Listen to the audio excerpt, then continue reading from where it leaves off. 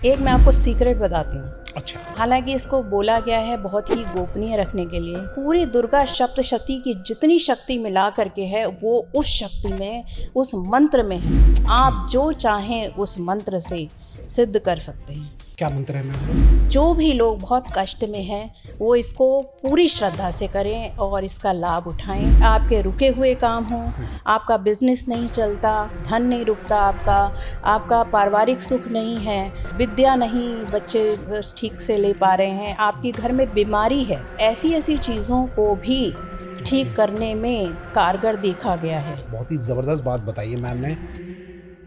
नव दुर्गा की ऐसी कौन सी पूजा की जाए या किस तरीके से उनको खुश किया जाए कि सभी ग्रह को शांति मिले? जिन लोगों के विवाह में अड़चने आती हैं, कुछ लोग कहते हैं कि इस जगह पे बैठ के जो है वो पूजा करो तो जो है भगवान प्रसन्न होते हैं। मुझे बताओ कि वास्तु का भी क्या यहाँ पे कोई रोल है नवरात्रि में? थोड़ा सा उसको समझाइए। एक उपाय मैं आपको बताती हूँ। जो लोग अगर भाई जी और कुछ नहीं कर पा रहे, उनको कोई घर से ऐसी कोई सामान लेके अगर कोई उपाय करना चाहे, पहले मुझे बताओ नवरात्रि की सही तारीख क्या है? कब से नवरात्रि स्टार्ट है? हाँ, ये बहुत क्यूरियोसिटी वाली बात है कि हमारा ये वाला वर्ष कैसा जाने वाला है। बिल्कुल। कोई ऐसी एक खास आप कोई विधि बताइए जो लोग अपनी जो भी इच्छाएं पूरी करना चाहते हैं वो जल्द से जल्द उनकी पूरी हो।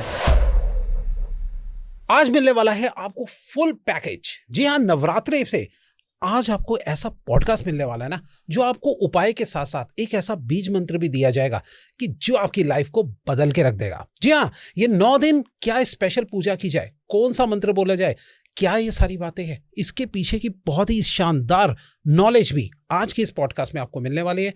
और आज की जो हमारी स्पेशल गेस्ट है उनका नाम है अनामिका सिंह।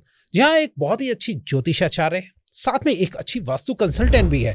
आज आपको बताने वाली है एक से एक उपाय और एक से एक कैसे इस नवरात्रि को हम बढ़िया कर दें, इसके बारे में फुल पैकेज आपको मिलने वाला है। तो जुड़ जाइए इस इंटरेस्टिंग पॉडकास्ट के साथ। वीडियो को भी से लाइक कर दो भाई साहब, चैनल को सब्सक्राइब कर दो और नोटिफिकेशन का बेल जरूर ऑन कर लीजिए ताकि ऐसे interesting the Vikas podcast show के एपिसोड आप लोगों से मिस ना हो जाए। चलिए स्टार्ट करते हैं आज का जबरदस्त एपिसोड।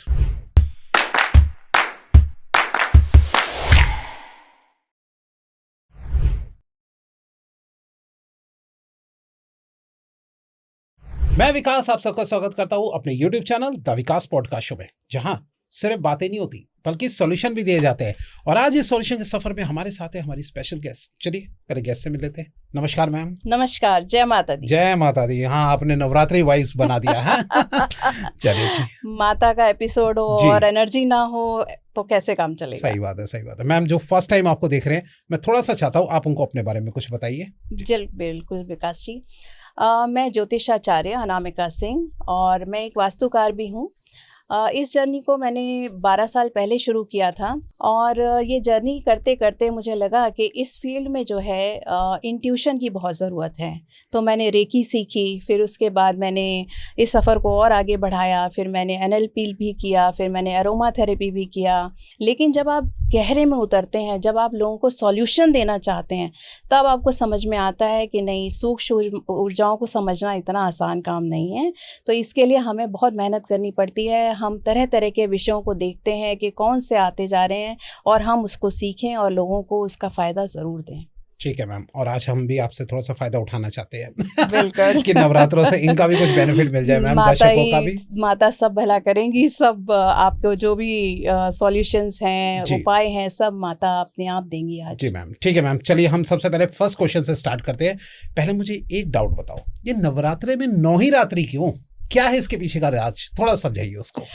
हाँ विकास जी, ये तो सही बात है कि नवरात्रि बहुत फेमस है और नवरात्रि में 9 की बात होती है, तो 9 नंबर का कोई रहस्य है क्या? हाँ, सही बात है कि 9 ही क्यों भाई? 9 क्यों, 10 क्यों नहीं, 11 क्यों नहीं? तो नवरात्रि जो है वो हमारी परंपरा में कही गई 9 रातें। और 9 रातें क्यों?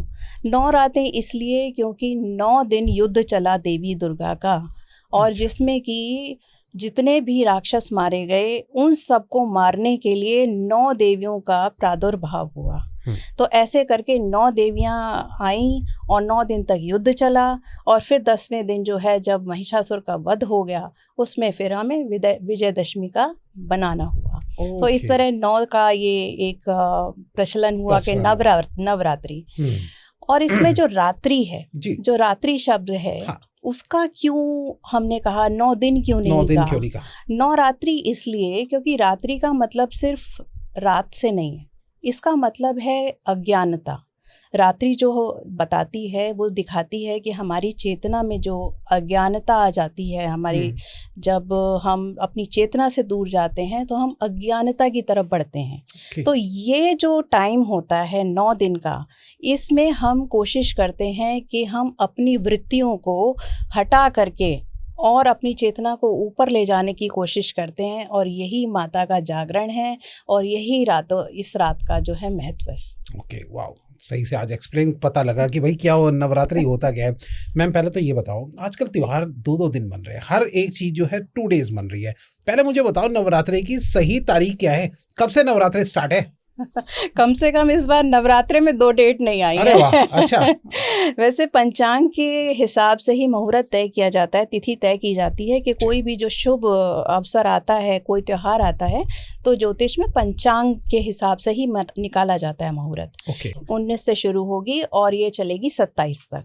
अच्छा। तो इस बार जो है आपको बिल्कुल सीधा रास्ता मिल रहा है 9 दिन का, इसमें कोई कंफ्यूजन नहीं है। मैं भी यही सोच रहा था, हर त्योहार 2-2 दिन बन रहा है, तो भैया शायद नवरात्रि भी क्या पता 2 से स्टार्ट हो। इसमें एक चीज का कंफ्यूजन बाद में आएगा कि जो विजयदशमी है वो 2 दिन पड़ जाएगी। अच्छा, ओहो, तो क्योंकि जो 26 तारीख है वहां से दशमी शुरू होगी और अगले दिन 27 तक दशमी चलेगी। अच्छा। तो कुछ लोग जो है वो दशमी 26 को भी मनाएंगे और जो लोग उदय तिथि को मानते हैं वो लोग 27 को मनाएंगे। ओके, ठीक है मैम।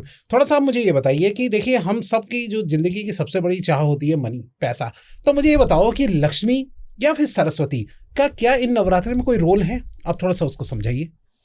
जी बिल्कुल, बहुत अच्छा प्रश्न आपने पूछा कि जब हम नवरात्रि की बात करते हैं और नवरात्रि में हम देखते हैं कि 9 दुर्गा के रूप देखते हैं, और हम सभी ये जानते हैं कि पार्वती जी जो हैं उनके रूपों का वर्णन इसमें किया गया है। लेकिन जब हम देवी सप्तशती पढ़ते हैं तो उसमें 3 चरित्र आते हैं। पहला चरित्र आता है माँ काली का, यानी कि जो शुरुआत होती है उसमें हम दिखाते हैं कि हमारी पहली देवी जो हैं शैलपुत्री, वहाँ से शुरुआत हुई। ठीक है। लेकिन फिर उसमें आता है मध्यम चरित्र। मध्यम चरित्र कहते हैं माँ लक्ष्मी के लिए भी समर्पित है। और फिर उत्तर चरित्र जो लास्ट का चरित्र है उसमें महासरस्वती जी की बात आती है। ये ऐसा क्यों है?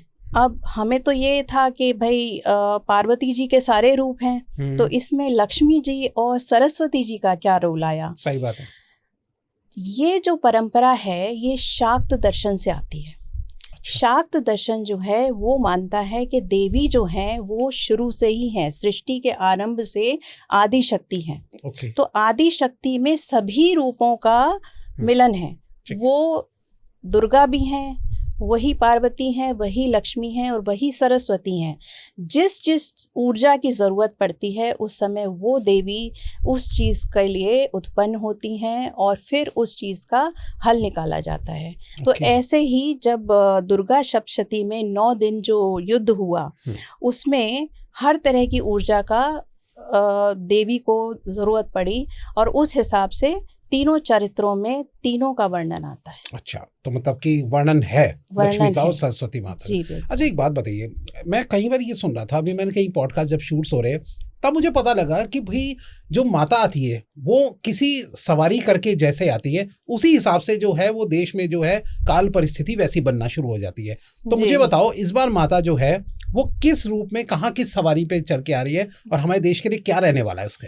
हाँ विकास जी, ये ज्योतिष में ये बताया गया है कि जब माता हर वर्ष आती हैं तो वो एक वाहन पे आती हैं और वो वाहन डिसाइड होता है कि जो आपकी पहला दिन है नवरात्रि का वो किस वार को पड़ रहा है। अच्छा। तो उसके बेस पे डिसाइड होता है कि माता का वाहन क्या होने वाला है इस वर्ष, और यही डिसाइड करेगा कि ये वर्ष आपके लिए कैसा रहने वाला है। अच्छा। तो अगर हमारा रविवार और सोमवार को अगर पहला व्रत पड़ा, पहला दिन पड़ा, ठीक है, तो माता जो है उस समय हाथी की सवारी पे आती हैं। अच्छा। तो कहा जाता है कि अगर माता हाथी की सवारी पे आती हैं तो वर्षा होगी, हमें स्थिरता मिलेगी और जो है कृषि के लिए बहुत अच्छा जाएगा, सुख समृद्धि होगी। तो ये बहुत ही शुभ लक्षण माना जाता है। उसके बाद कहा जाता है कि मंगल और शनि के दिन अगर पहला दिन पड़ जाए नवरात्रि का तो माता उस समय आती हैं घोड़े पर। अच्छा। घोड़े का जो संकेत है यहाँ पे शुभ नहीं है, उसको हम युद्ध से या फिर कुछ उथल पुथल, कुछ परेशानियाँ, कुछ रोग, इनसे हम जोड़ते हैं। तो अगर घोड़े पे आएंगी तो उस वर्ष में इस तरह की घटनाएं हमें देखने को मिल सकती हैं। राजनीतिक उथल पुथल देखने को मिल सकती है। फिर कहा जाता है कि अगर देवी गुरुवार और शुक्रवार को आएंगी तो वो किस पर आएंगी, तो वो पालकी पर आएंगी। अच्छा। पालकी पर आएंगी, लेकिन ये जो आगमन है ये भी बहुत शुभ संकेत नहीं देता है। अच्छा। इसमें भी कुछ परेशानियां होती हैं कि बीमारियां हो सकती हैं, कुछ अचानक की कुछ घटनाएं हो सकती हैं। तो ये भी थोड़ा सा एक डिफ़िकल्ट ईयर माना जाता है। फिर रह गया बुध। अगर बुध का पड़ गया पहला दिन तो माता नाव पर आती हैं और कहा जाता है कि वर्षा अच्छी होगी, सुख समृद्धि अच्छी होगी, तो अच्छा संकेत मिलता है। तो इस बार कौन सी में पड़ रही है, मतलब क्या है उस दिन? हाँ, ये बहुत क्यूरियोसिटी वाली बात है कि हमारा ये वाला वर्ष कैसा जाने वाला है। बिल्कुल। देखिए, वर्ष का जो आगमन है वो थोड़ा सा अभी हम खुद भी देख ही रहे हैं, जिस तरीके से ग्रह नक्षत्र की चाल चल रही है इस समय तो अच्छा नहीं चल रहा है। और इस बार जो हमारा प्रतिपदा पड़ी है वो पड़ी है गुरुवार के दिन। तो माता पालकी पे आ रही हैं, तो माता जो है संकेत दे रही हैं कि देखो संभल के चलो, अभी समय सही नहीं है, अभी इस समय उथल पुथल का टाइम है, थोड़ा सा कष्टों का टाइम है, तो अपनी देखभाल सही से करें, अपने संयम को बना करके रखें। कुछ भी घटनाएं, अप्रिय घटनाएं होने के संकेत हैं, क्योंकि अभी वैसे वर्ल्ड वार का भी चल ही रहा है। जी बिल्कुल। और तो साथ में गैस सिलेंडर वगैरह सब काफी चीजें महंगी होती जा रही है अब। हाँ, तो उसी हिसाब से ये बताया गया है कि अगर इस तरह का आगमन होता है तो परेशानियां थोड़ी आती हैं। लेकिन ये भी है कि इनके जाने के वाहन भी डिसाइड होते हैं। अच्छा। कि जब नवरात्रि खत्म होगी, किस दिन पे खत्म होगी, तो उसके भी नियम दिए गए हैं। उसके अनुसार माता इस बार हाथी पे जाएंगी, क्योंकि शुक्रवार पड़ेगा दशमी को। तो ये है कि साल के जाते जाते स्थिरता आ जाएगी। अच्छा। साल के जाते जाते हमें शुभ संकेत मिलने शुरू हो जाएंगे और हमारी जो व्यवस्था है वो फिर से ठीक होने लगेगी। अभी जैसे हमारे व्यापार में देखिए कितना घाटा हो रहा है, कितना जो हमारा सेंसेक्स है नीचे जा रहा है, पेट्रोलियम जो है वो प्रॉब्लम हो गई, एलपीजी प्रॉब्लम हो गई, ये सारी जो युद्ध के चलते हम इतनी परेशानियां देख रहे हैं।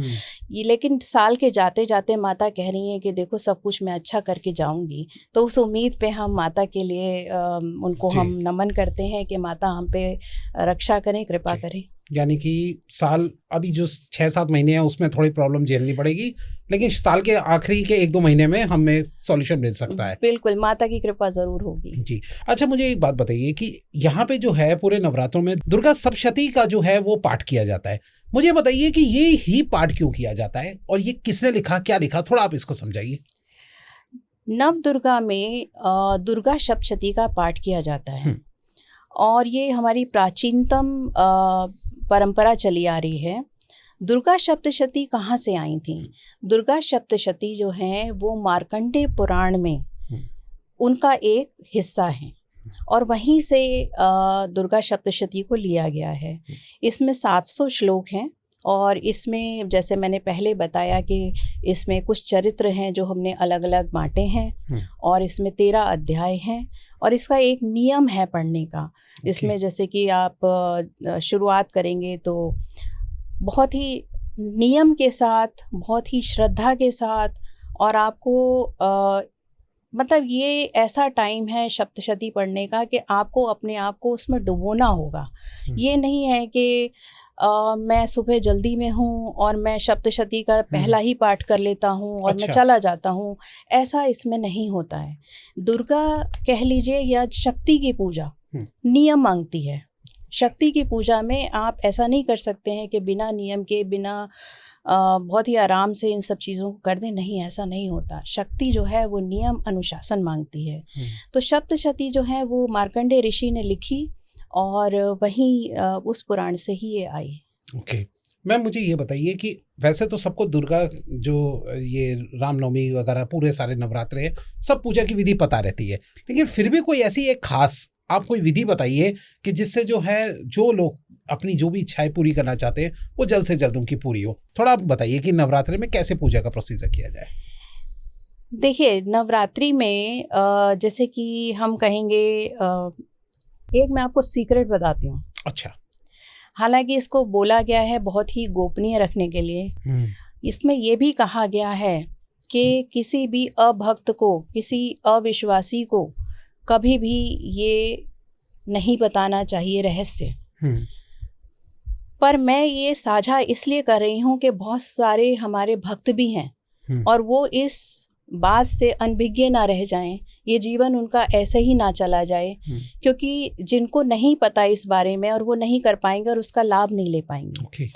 तो यही मैं सोच के कि मैं इसको शुभ के लिए, शुभता के लिए ही बता रही हूँ और मैं माता से और भगवान शंकर से इसकी अनुमति मांगती हूँ कि मैं इसको साझा करूँ और इसका कहीं भी दुरुपयोग ना हो। दुर्गा सप्तशती में एक सिद्ध कुंजिका स्तोत्र है। यह स्तोत्र जो है वो कहा जाता है कि पूरी सप्तशती का पाठ के बराबर का फल उससे मिल जाता है पढ़ने से। अच्छा। एक तो ये खुद ही इसको सिद्ध नहीं करना पड़ता, स्वयं ही सिद्ध है। दूसरा, सरल भी है, लेकिन डिफिकल्ट इसलिए भी है कि जो इसमें मंत्र है वो है 9 अक्षरों का, नवाण मंत्र कहते हैं इसको। अच्छा। बहुत ही वैसे फेमस मंत्र भी है। इसमें जो बीज मंत्र हैं उनको बहुत ही उसकी जो कहना चाहिए साउंड है उस पे बहुत ध्यान देना पड़ता है। अच्छा। ऐसे आप उसको पढ़ करके नहीं बोल सकते, आपको उसका उच्चारण सीखना होता है। नवाण मंत्र की इतनी शक्ति है कि पूरी दुर्गा सप्तशती की जितनी शक्ति मिला करके है वो उस शक्ति में, उस मंत्र में है। आप जो चाहें उस मंत्र से सिद्ध कर सकते हैं। क्या मंत्र है मैम वो? ओम ऐं ह्रीं क्लीं चामुंडाय विच्चय, ये इसका मुख्य मंत्र है। इसके आगे भी इसका थोड़ा और एक्सटेंशन भी है। अच्छा। जो कि दुर्गा सप्तशती में दिया गया है, लेकिन उसके बोलने के बहुत ही नियम है। बहुत ही आपको फट भी बोलना है तो आपको उसी जोर से बोलना है जैसे कि बोलना है। अच्छा। आपने फट बोल दिया, खत्म हो गया, नहीं चलेगा मंत्र, उल्टा भी हो सकता है। अच्छा। तो इसलिए मैं इसमें बार बार ये कह रही हूँ, ये सिद्ध कुंजिका स्तोत्र बहुत ही गोपनीय है, बहुत ही गूढ़तम है, लेकिन अगर किसी ने साध लिया और अच्छे काम के लिए साधा, ये बात तो भगवान शंकर ने कह दी कि मैं देखो कीलित करूँगा मंत्रों को, क्योंकि कलयुग में इसका दुरुपयोग होगा।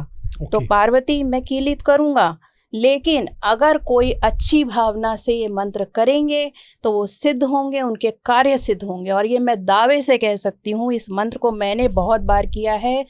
बहुत दारुण दुख या कोई ऐसी स्थिति आई जब मुझे बहुत माता की ज़रूरत पड़ी तो मैंने इसका पाठ किया और मुझे लाभ हुआ। और मैं चाहती हूँ जो भी लोग बहुत कष्ट में हैं वो इसको पूरी श्रद्धा से करें और इसका लाभ उठाएं, लेकिन बहुत ख्याल रखें कि इसका दुरुपयोग नहीं होना चाहिए और सही उच्चारण से बोला जाए। सही उच्चारण से, चाहे आपके रुके हुए काम हो, आपका बिजनेस नहीं चलता, आप बार बार जो है किसी काम की कोशिश करते हैं वो फलता नहीं है, धन नहीं रुकता आपका पारिवारिक सुख नहीं है, सुख शांति नहीं है, आपकी विद्या नहीं बच्चे ठीक से ले पा रहे हैं, आपकी घर में बीमारी है, बीमारी भी ऐसी जो कि आप उसका हल नहीं निकाल पा रहे हैं, तो ये ऐसी चीज़ों को भी ठीक करने में कारगर देखा गया है। तो ये कितनी बार मतलब मंत्र बोलना चाहिए अगर दिन में अगर करना लगे तो? देखिए, इसको करने का है 108 बार तो करना ही करना है, लेकिन इसका टोटल जो है वो 1.25 लाख मंत्र बोला गया है कि पूरे 9 दिन में 1.25 लाख मंत्र आप इसके कर लें। ओके। और इसके भी नियम रहेंगे, वो सब आप दुर्गा सप्तशती में जब आप इसको पढ़ेंगे तो आपको पता चलेगा कि आपका लाल आसन होना चाहिए पूर्व की तरह, और उत्तर की दिशा की तरफ देख के आपको ये करना है, और पूरा आपको मन से शुद्ध होना है, आपकी भाव शुद्ध होने चाहिए, आपके मांस मदिरा और जो भी चीज़ें इसमें मनाही की गई हैं 9 दिनों में वो आपको बिल्कुल नहीं करना है। उसके बाद आप इसको कर सकते हैं। अगर 1.25 लाख एक दिन में नहीं बोले जाए तो उसको पार्ट में हम बांट सकते हैं। 9 दिन में आप 1.25 लाख करें, चाहे आप 1 माला, 3 माला, 7 माला, 9 माला, 11 माला, ऑड नंबर्स में होता है। अच्छा, और इनको आप करिए, और लेकिन इन 9 दिनों में आपको कंप्लीट करना है। जी, बहुत ही जबरदस्त बात बताई है मैम ने। देखो, अप्लाई करके देखो आप लोग भी।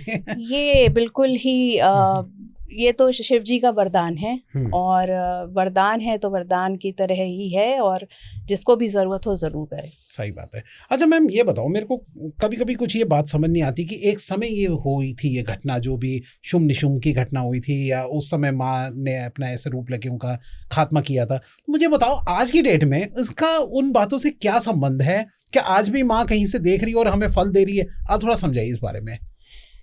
ये बिल्कुल सही बात है, क्योंकि देखिए, हमारे पुराण पुराने हो गए, हमारी ये जो परंपराएं हैं बहुत पुरानी हो गई, और आजकल के लोग जो हैं, जो साइंटिफिक टेम्परामेंट के लोग हैं, या हमारे बच्चे कह लीजिए, जो नई जनरेशन के बच्चे हैं, उनको ये कथाएं जो हैं वो कथाएं ही लगती हैं। उन्हें लगता है कि शायद इसमें कुछ वास्तविकता तो कुछ नहीं है।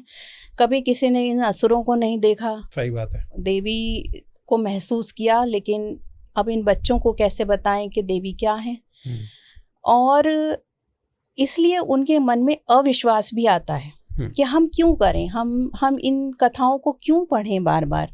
और जब हम इन कथाओं को पढ़ते हैं तो सबसे पहला यही आता है कि देखिए, महिषासुर था, वो मर गया, ठीक है, हो गया। चंडमुंड था, ये सब राक्षसी तो थे, एक ही तरह थे, बुरे ही थे, बस हो गया, खत्म काम। सही बात है। तो इसमें सीखने लायक है ही क्या? लेकिन इसमें सीखने लायक ये है कि ये जो युद्ध है ये बाहरी युद्ध नहीं है, ये हमारा आंतरिक युद्ध है, रोज का युद्ध है। क्यों? ये सब प्रतीकात्मक हैं।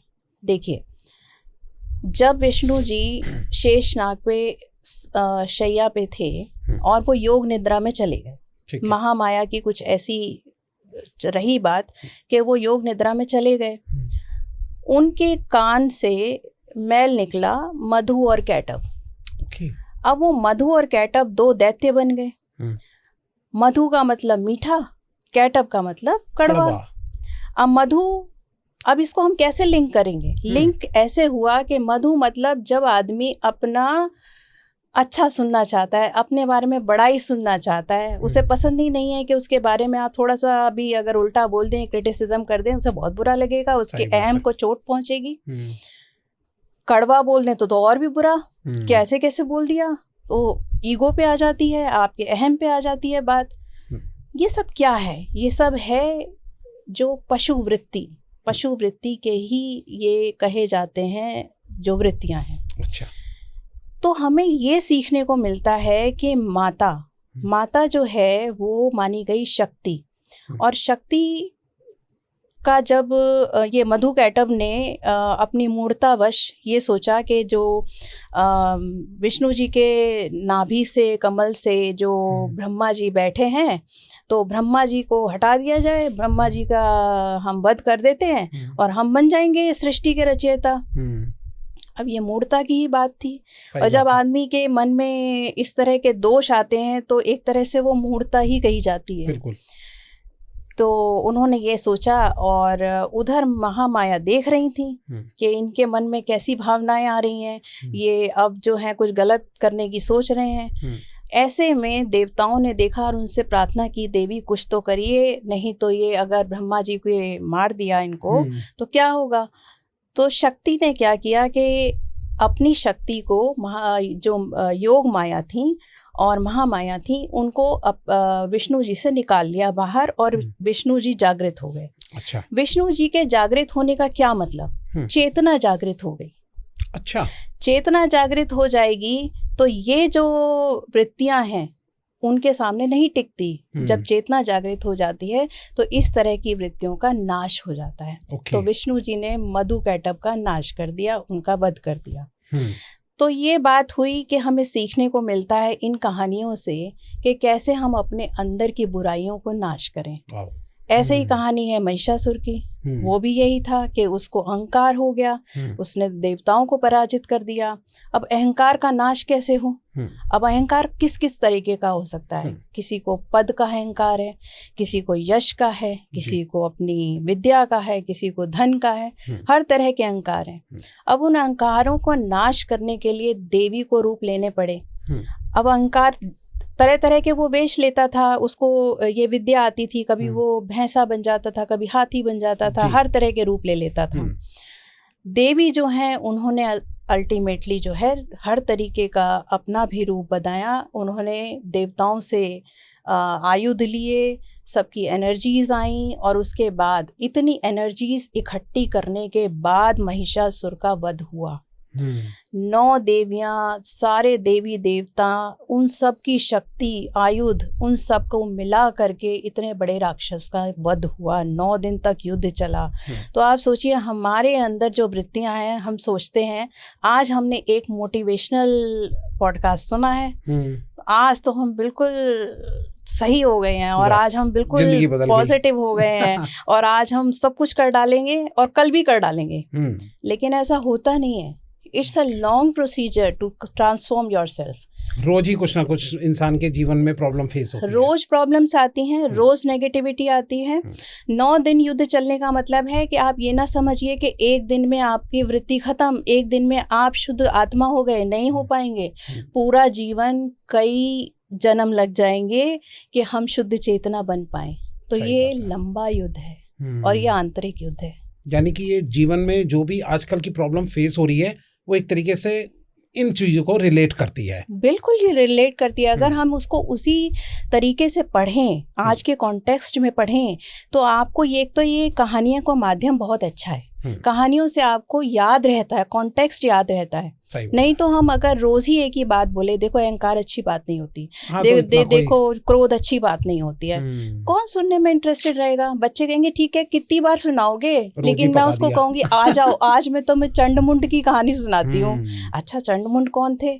फिर मैं कहूंगी अच्छा आज मैं तुम्हें महिषासुर की सुनाती हूँ। And they will remember these stories till their long life. सही बात। और वो आगे भी अपने बच्चों को सुनाएंगे। तो इसलिए ये कहानियों की परंपरा पुराणों में शुरू की गई, प्रतीकात्मक थी और इसकी वैल्यू आज भी। क्या बात है, बहुत अच्छी बात बताई मैडम ने। मैम अच्छा मुझे ये बताइए कि अगर हम इन नवग्रह को अगर शांत करना हो, जैसे किसी को भी कोई लाइफ में प्रॉब्लम होती है, तो नव दुर्गा की ऐसी कौन सी पूजा की जाए या किस तरीके से उनको खुश किया जाए कि सभी ग्रह को शांति मिले? थोड़ा समझाइए उसको। जी बिल्कुल, क्योंकि मेरा बैकग्राउंड जो है वो ज्योतिष में रहा है जी।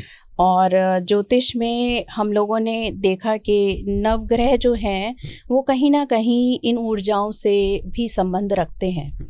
और जो देवी के 9 रूप हैं और जो देवी के 9 रूपों में जो शक्ति है वो कहीं ना कहीं इन ग्रहों के दुष्प्रभाव को कम करने में या नष्ट करने में बहुत ही सहायक है।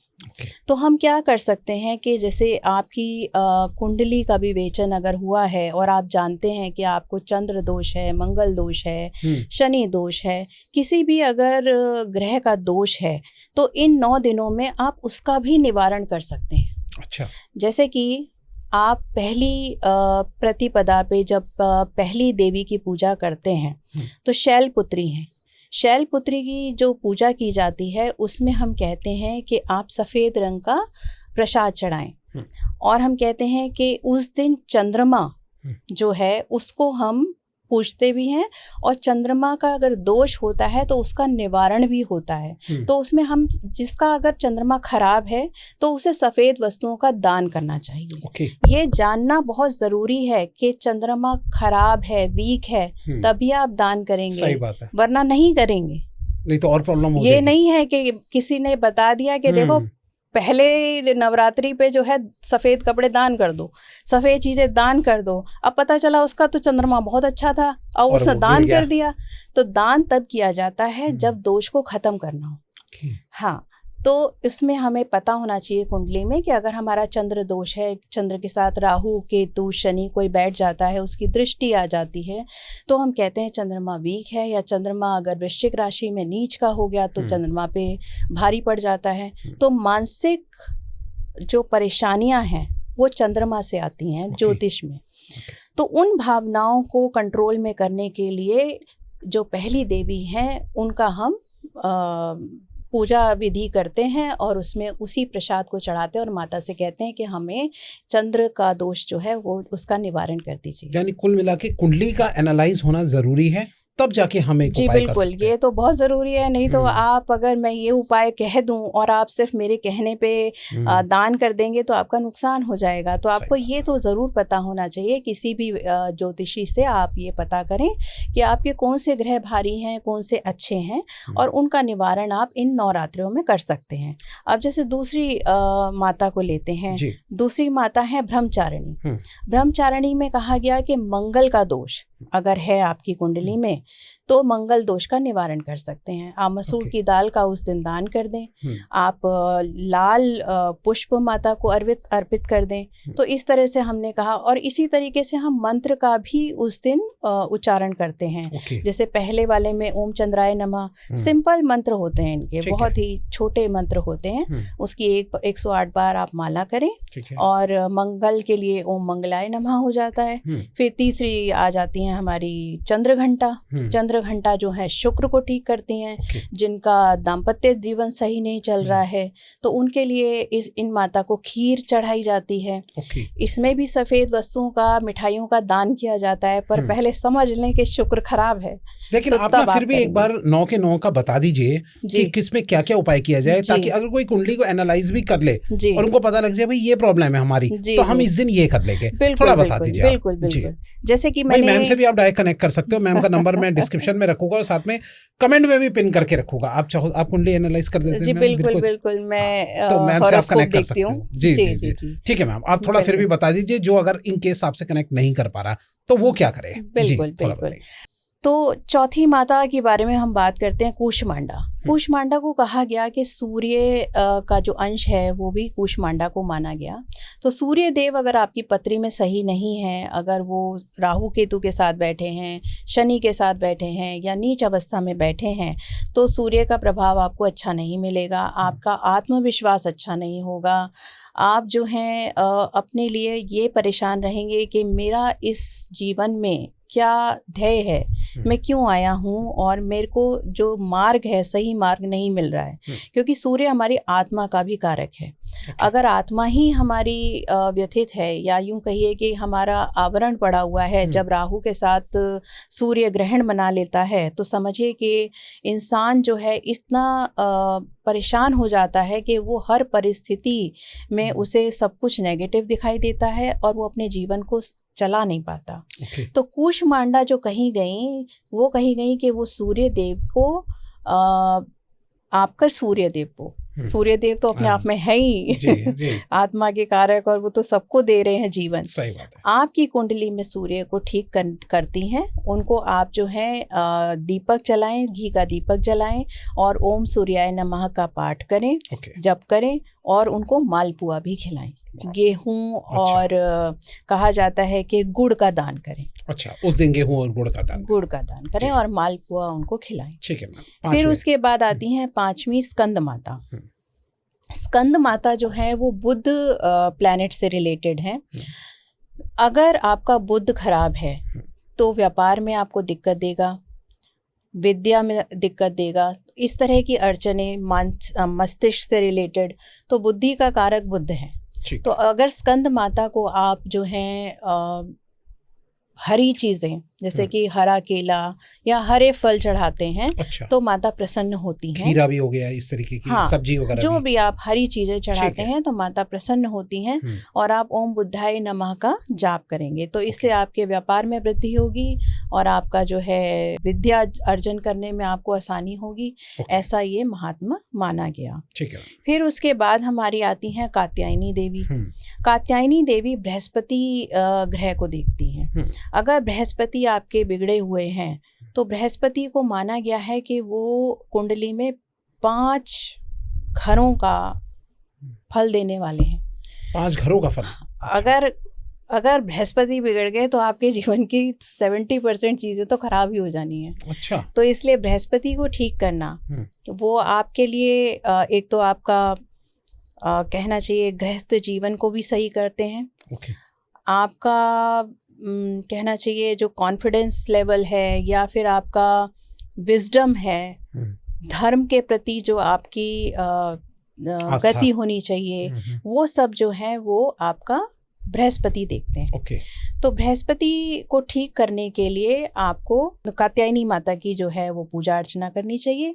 और उसमें मेन है कि आप वही ओम बृहस्पति नमः का जाप करेंगे। ठीक है। और कुछ कहा गया कि जिन लोगों के विवाह में अड़चने आती हैं, कई हमने ऐसी पत्रियां देखी जिसमें कि कन्याओं के विवाह में बहुत अड़चने आ रही थीं। उनको हमने बोला कि कात्यायनी देवी की आप पूजा करें। महरौली में कात्यायनी देवी की पीठ भी है। अच्छा। वहाँ जाके भी आप इसकी पूजा अर्चना कर सकते हैं। दिल्ली महरौली में। हाँ, अगर नवरात्रि में आपको जाने का अवसर मिल जाए तो ये बहुत अति उत्तम है और ये बहुत ही कारगर उपाय है। स्कंद माता के बाद हम आते हैं कालरात्रि पे। तो कालरात्रि कही गई शनि जो प्रकोप है, शनि के प्रकोप को कम करती हैं। और कालरात्रि जितना भी आपकी नेगेटिविटीज़ हैं, नकारात्मक ऊर्जाएं हैं और आपके जीवन में बाधाएं हैं, उन सब को हटाने में कारगर हैं। तो कालरात्रि की पूजा जो है 7वें दिन की जाती है और उसमें आप शनि के लिए जो है तेल का दीपक जलाएंगे और तिल का दान करेंगे। तो इससे आपको साढ़े सती है या शनि के जितने भी और दुष्प्रभाव आपकी कुंडली में है वो ठीक होना है, उसमें आपको राहत मिलेगी। और शनि का ओम शनश्चराय नमः आप जाप करेंगे। ठीक है मैम। उसके बाद आते हैं अभी 2 बहुत पावरफुल हमारे कहना चाहिए कि ग्रह रह गए हैं जो कि हमें बहुत परेशान करते हैं। अच्छा। जिनका कि हम देखते हैं कि राहु केतु जी। तो राहु केतु भी जो है हम डरते तो बहुत हैं उनसे, लेकिन राहु इतना बुरा नहीं है जितना हम सोचते हैं। और केतु भी। अच्छा। राहु अगर कुंडली में बहुत अच्छा हो तो रंग से राजा भी बना देता है। और टेक्नोलॉजी जो कही गई वो राहु के अंतर्गत आती है। तो आप देख ही रहे हैं टेक्नोलॉजी का कमाल कि सारी दुनिया एक हो चुकी। हाँ, जब उसके दुष्प्रभाव शुरू होंगे, जैसे कि बच्चे स्क्रीन पे लगे हुए हैं तो वो राहु के दुष्प्रभाव हैं। तो उन दुष्प्रभावों से बचने के लिए, क्योंकि वो भ्रम की अवस्था पैदा कर देता है, इल्यूजन्स देने शुरू कर देता है, उनको हटाने के लिए हमारी जो अष्टमी की देवी हैं उसका हमें पूजा अर्चना करनी होती है। उस दिन आप जो है माता को मिठाई खिलाएं और राहु के लिए हमें सफ़ेद वस्त्रों का दान करना होता है, राहु का जाप करना होता है, ओम राहवे नमः। ऐसा करके आप जो है राहु को शांत कर सकते हैं। ये तो बहुत ही मोस्ट इम्पोर्टेंट है मैम। आजकल का जमाना ही यही है टेक्नोलॉजी वाला। बिल्कुल। 9वीं। उसके बाद 9वीं सिद्धिदात्री। सिद्धिदात्री जो है वो सारी सिद्धियां देती हैं और सिद्धिदात्री जो है केतु का ग्रह को शांत करती हैं। केतु को कहा गया मोक्षदायक। और हालांकि अगर उनका खराब प्रभाव देखा जाए तो केतु जो है वो एक कटाव, डिटैचमेंट का भी कारक है। तो वो जब परेशानियां इस तरह की देने लगता है, अचानक कोई विपत्ति आ जाए, तो ये केतु के दुष्प्रभाव हैं। अगर उन दुष्प्रभावों से बचना है तो आप सिद्धिदात्री जो हैं उनकी नमन करें। उस दिन जो है कन्याओं को तो आप खिलाते ही हैं और खीर खिलाते हैं और हलवा पूड़ी खिलाते हैं। और जो दान माना गया है वो है कंबल का दान। अच्छा। या चेक वाले जो कपड़े होते हैं ना, जो आड़ी तिरछी लाइनों वाले कपड़े होते हैं, वो हम केतु के लिए मानते हैं। और ओम केतवे नमः उसका आप पाठ करेंगे। इनसे फायदा क्या होगा मैम इनका अगर केतु का करते तो? देखिए, केतु वही मैंने बताया ना, केतु अचानक कुछ भी दुर्घटनाएं होती हैं वो केतु की वजह से होती हैं। केतु अगर गलत जगह पे बैठा है तो उस घर में आपका डिटैचमेंट कर देगा। सपोज आपका अगर स्पाउस के घर में बैठ गया केतु, आपका स्पाउस से डिटैचमेंट हो गया।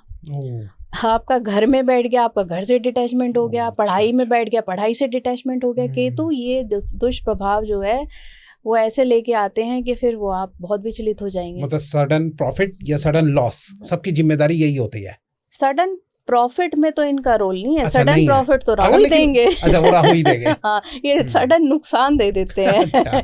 और हाँ, सडन प्रॉफिट अगर कहें हम्म, तो जो हाईएस्ट चीज है जिसके लिए हर आदमी जा रहा है वो है मोक्ष, हाँ सारे दुखों का अंत। सही बात है। तो वो केतु ही देते हैं। अच्छा, केतु ही देते हैं। बिल्कुल, आपको इतना रगड़ देंगे कि ये तीनों ग्रहों का काम यही है कि आपको जीवन में कठिनाइयां इसलिए देते हैं कि आप अपनी चेतना को बढ़ाओ, विकास करो और इस जन्म मरण के चक्कर से बाहर निकल जाओ और मोक्ष पालो, मुक्ति पालो। अच्छा, एक थोड़ा सा मेरे दिमाग में मैम कि अगर फॉर एग्जांपल कुछ लोग कहते हैं कि इस जगह पे बैठ के जो है वो पूजा करो तो जो है भगवान प्रसन्न होते हैं। मुझे बताओ कि वास्तु का भी क्या यहाँ पे कोई रोल है नवरात्रे में? थोड़ा सा उसको समझाइए। देखिए, वास्तु का रोल जो है वो एक उपाय मैं आपको बताती हूँ कि वास्तु में हम कहते हैं, हम हर जगह, हम जहाँ भी वास्तु करने जाते हैं हम श्री यंत्र जरूर लगाते हैं। और श्री यंत्र को कहा गया कि वो यंत्रों का राजा है। अच्छा। अब श्री यंत्र तो सब लगा लेते हैं। अगर मैं आपसे ही पूछूं कि ये बताइए श्री यंत्र के जो हैं अधिष्ठात्री देवी देवता कौन है, तो आपके मन में क्या आएगा? लक्ष्मी माँ होगी, लक्ष्मी होंगी, नहीं तो नारायण होंगे। तो सब ऐसे ही ऐसी अवधारणा से जो है वो जरूर लगाते हैं श्री यंत्र सब। मुझे नहीं लगता कि कोई भी व्यक्ति को ये नहीं पता होगा कि अगर मुझे धन चाहिए तो मुझे श्री यंत्र लगाना है। लेकिन मुझे ये नहीं पता कि इसकी अधिष्ठात्री देवी कौन है, किसको पूजना है। तो क्या नहीं है? नहीं पता। नहीं। अच्छा, उनका अंश जरूर है। अच्छा। लेकिन श्री यंत्र जो है वो श्री विद्या से आता है। और श्री विद्या जो है वो तंत्र की जो 10 महाविद्याएं हैं उनमें से ललिता त्रिपुरा सुंदरी, अच्छा, वो उनकी अधिष्ठात्री देवी हैं। तो कुछ समय पहले जब मेरा बहुत इंटरेस्ट आया था 10 महाविद्या में, तो जो गुरु सत्येंद्र नाथ जी, उनसे मुझे मौका मिला था कि मैं कालरात्रि की दीक्षा लेने गई थी। और उस दौरान जब मैं कौलंतक पीठ के जो महंत हैं और गुरु हैं सत्येंद्र नाथ जी, तो उनके मैं जब वीडियोस देखती थी तो इतना मेरे को इंटरेस्ट आता था कि मैं हर देवी के बारे में जानना चाहती थी। अच्छा। और मुझे सुअवसर जो है वो मुझे कालरात्रि का मिला। उसके बाद जब पढ़ते पढ़ते मुझे पता चला कि हम वास्तु में श्री यंत्र तो लगाते हैं, लेकिन श्री यंत्र की आगे पीछे की कहानी भी तो पता होनी चाहिए कि क्यों लगाते हैं। तो पता चला कि ललिता त्रिपुरा सुंदरी हैं जो सारी समृद्धि देने वाली हैं, सारी सुंदरता देने वाली हैं और अच्छा। आपकी हर मनोकामना पूर्ण करने वाली हैं। आप लाए भी हुए कुछ? तो हाँ, मैं लेके भी आई हूँ ये दिखाने के लिए कि श्री यंत्र असली कौन सा होता है और शास्त्रों के हिसाब से श्री यंत्र कैसा होना चाहिए, कौन सी धातु का होना चाहिए, उसके जो त्रिकोण हैं वो कैसे होने चाहिए, ये बहुत ही शास्त्रों के अकॉर्डिंग बना होना चाहिए। अच्छा। जैसे मार्केट में आपको मिलते हैं कुछ श्री यंत्र, आपने देखे होंगे कि पीतल के मिलते हैं, उसमें आपने ये भी देखे होंगे कि अगर वो बड़े आकार के हैं तो उसमें आपको उसको खोलेंगे ऊपर से तो वो मेरू जो है खुल जाएगा। हाँ जी। अब इसमें श्री यंत्र में जैसे मैं पहले ये भी बता दूं किस तरीके के होते हैं। 2 डायमेंशनल होते हैं जो हमने यंत्र देखे हैं जी, या फिर कूर्म आकार के भी होते हैं जिसमें नीचे कछुआ होता है, उसके ऊपर मेरू होता है। हाँ। ठीक है, 3 डायमेंशनल। और एक जो होता है 3 डायमेंशनल हमारा मेरू होता ही है। तो ये तीनों ही प्रकार अच्छे माने गए हैं। और इसमें ये है कि आप कितनी श्रद्धा से उसकी पूजा कर रहे हैं। तो 3 डायमेंशनल जो है श्री यंत्र बहुत ही पावरफुल माना गया है। अब इसमें शास्त्रों के अकॉर्डिंग धातु कौन सी होनी चाहिए, उसमें कहा गया कि या तो आप चांदी का लें, सोने का लें, और या फिर कॉपर का। पीतल का नहीं बताया गया शास्त्रों में। अच्छा, पीतल का नहीं, जबकि बहुत सारे वास्तुकार पीतल का लगाते हैं। सही बात है, लेकिन उसका विधान शास्त्रों में नहीं है। हो सकता है कि प्रैक्टिकली उसका कुछ फायदा होता हो, मैं ये नहीं कह सकती, लेकिन शास्त्रों के हिसाब से हमें ये 3 धातुओं का चुनाव करना चाहिए। उसके अलावा और इसमें ध्यान देने वाली बात क्या है, जैसे कि मैं आपको ये दिखा देती हूँ। जो श्री यंत्र है इसमें अगर आप देखेंगे तो सबसे पहले आपको जो ध्यान देना है वो ये देना है कि ये पूरा अंदर से ठोस होना चाहिए। बहुत हैवी दिख रहा है ये मुझे। ये बहुत हैवी है। अच्छा। तो ये अंदर से ठोस होना चाहिए, जी। अंदर से खोखला है तो वो कारगर नहीं है। अच्छा। वो आपको नहीं लेना चाहिए। ओके। और मार्केट में जरूर मिलता है क्योंकि वो सस्ता होता है तो लोग ले लेते हैं, उन्हें पता नहीं है। थोड़ा दर्शकों को भी दिखा दो हाँ, थोड़ा सामने। बिल्कुल। जी। ये बिल्कुल ठोस होना चाहिए और एक ही तरीके से बना होना चाहिए, नहीं कि एक ही मतलब कास्टिंग में पूरे में भरा हुआ एक ही बार में बने। अच्छा। हाँ, और इसके जो त्रिकोण हैं वो सारे बिल्कुल जो उनकी डायमेंशंस बताई गई हैं उसके अकॉर्डिंग होने चाहिए।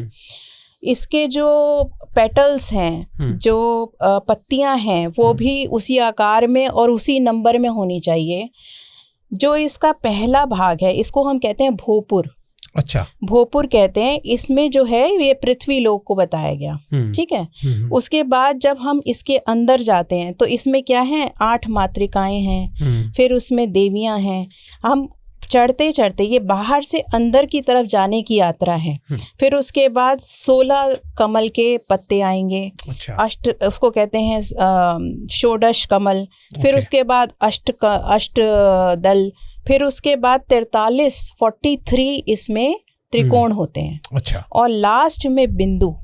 और बिंदु का ही महत्व है। बिंदु जो है वहीं पे ही सीट है, यानी कि वहीं वो अधिष्ठात्री देवी ललिता त्रिपुरा सुंदरी बैठती हैं। अच्छा। हाँ, तो वहां तक ये जाने की ये जर्नी है। जी।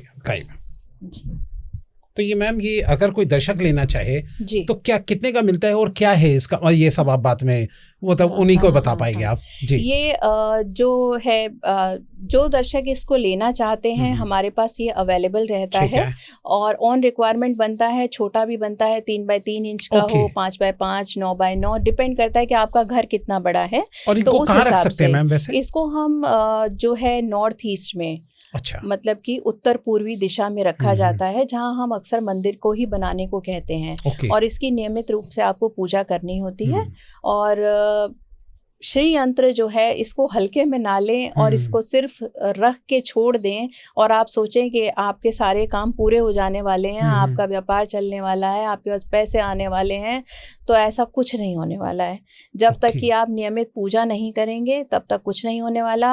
ललिता त्रिपुरा सुंदरी का पाठ करना ही होगा, नहीं तो श्री चक्र जो है एक्टिवेट नहीं होगा, जागृत नहीं होगा।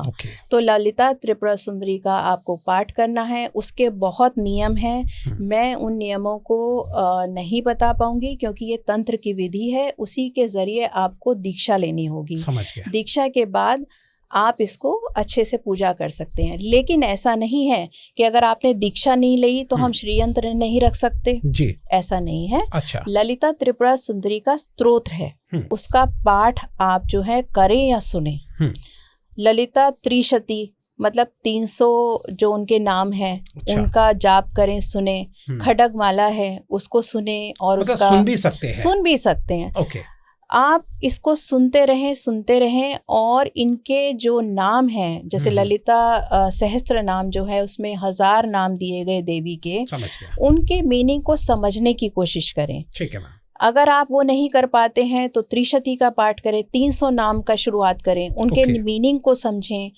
और वो भी नहीं कर पाते हैं तो फिर आप ललिता माँ का जो है ध्यान करें और उनसे विनती करें कि हमें जो है इस तरह की धन लाभ दें। और तो माता ललिता त्रिपुरा सुंदरी जो है वो सब कुछ देने वाली हैं आपको। ना केवल वो धन देती हैं बल्कि आपको सौंदर्य देती हैं, आपको आध्यात्मिक यात्रा आपकी पूरी करवाती हैं। ठीक है मैम। तो ये भाई मैं तो लेने वाला हूँ, आप लोग भी कनेक्ट कर सकते हो मैम के साथ।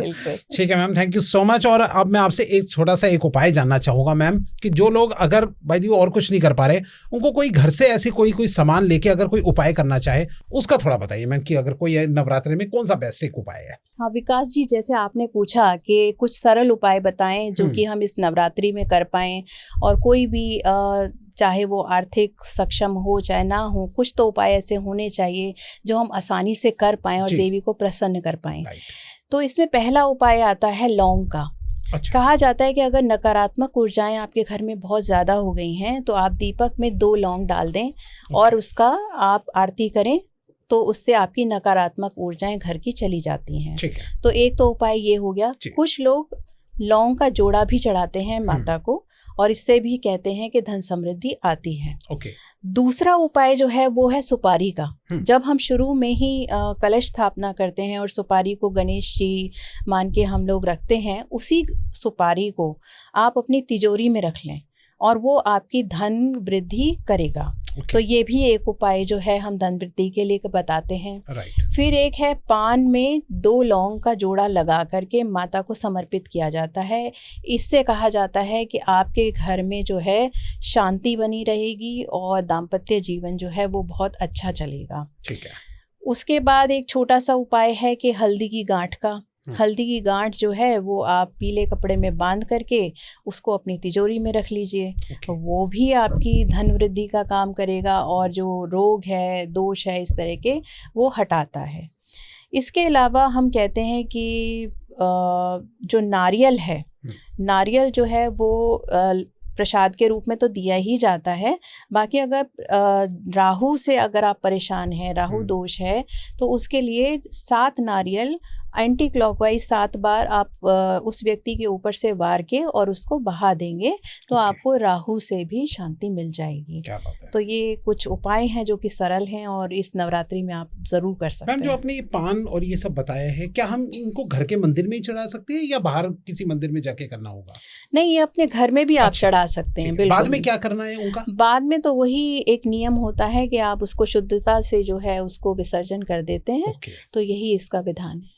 क्या बात है, फुल पैकेज आज मैम ने बहुत एक से एक चीज बताई। मैम, मजा आ गया आज के पॉडकास्ट में। मैम, चलते चलते आप दर्शकों को कुछ नवरात्रि के ऊपर कोई संदेश देना चाहे तो प्लीज। दर्शकों को मैं यही कहना चाहूँगी कि नवरात्रि हर साल जो आती है हमें उसी धूमधाम, उसी इंटेंशन से, उसी संकल्प से मनानी चाहिए कि हमारे घर में सुख शांति हो, हमारा जो है जीवन जो है वो औरों के लिए भी समर्पित हो, हम अपनी सोसाइटी में भी कंट्रीब्यूट करें और आध्यात्मिक अपनी यात्रा को वो ज़रूर करें, क्योंकि ये बाहरी युद्ध की कहानी नहीं है, अंदरूनी युद्ध की कहानी है। यह अज्ञानता से ज्ञान की है और अहंकार से आत्मबोध की कहानी है।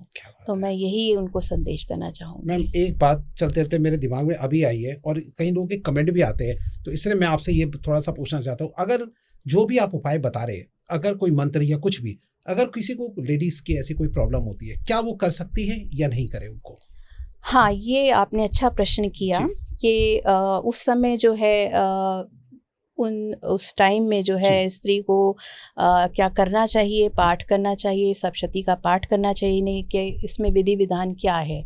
तो इसमें कहा गया है कि परंपरागत तौर पे स्त्री को कहा गया है कि क्योंकि वो ऑलरेडी बहुत स्ट्रेस में होती है तो उसके ऊपर नियम नहीं बांधे गए।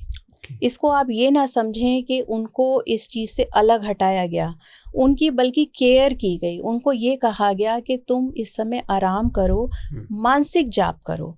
कोई ज़रूरत नहीं है कि आप सारे नियम बैठो, नीचे बैठो, फिर सफाई करो, सब चीज़ों का ध्यान दो। ऐसा उन पे कोई भी बंधन नहीं डाला गया और कहा गया कि आपका इस समय मानसिक जाप भी उसी के बराबर होगा जो बाकी लोग कर रहे हैं, जो बाकी लोग पूजा कर रहे हैं। तो इसलिए वो लोग ज़रूर कर सकते हैं, मानसिक जाप करें, उपाय कर सकते हैं। यानी मंदिर के सामने ना बैठ के वैसे अलग करें, मंदिर के पास बैठ के आप जरूर कर सकते हैं और लेकिन अपने मानसिक जाप को निरंतर करते रहिए, वो फल आपको पूरा पूरा मिलना ही है, कहीं नहीं जाएगा। Thank you so much ma'am, हमें एक से एक सारी चीज बताने के लिए, और मेरे दिमाग में भी जो आया मैंने सब मैम से पूछ लिया। Thank you so much ma'am हमारे स्टूडियो में आने के लिए। आई थिंक आपको ये पॉडकास्ट बहुत अच्छा लगा होगा, तो प्लीज कमेंट में बताना कौन सा पार्ट सबसे अच्छा लगा। Thank you so much ma'am. नमस्कार, बहुत बहुत जय माता दी। जय माता दी।